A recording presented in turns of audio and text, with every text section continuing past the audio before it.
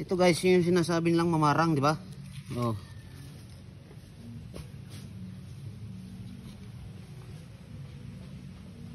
Hindi yan yung ibig sabihin kabuti, yun yung mamarang na sinasabi.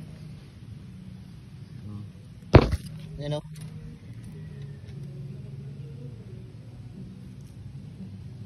Hindi nila alam eh. Kaya hindi nila kinuha. Pero yun, dumating tayo. Kukunin natin yan. Uulam natin mamaya.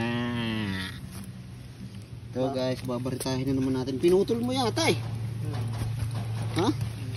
Umarang yan boy. Masarap sa kabuti. Oh, kunin mo na kunin.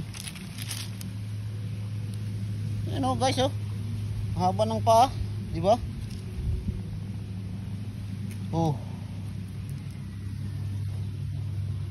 Yung sinasabi nilang kabuting gubat. Oh. Huwag mo.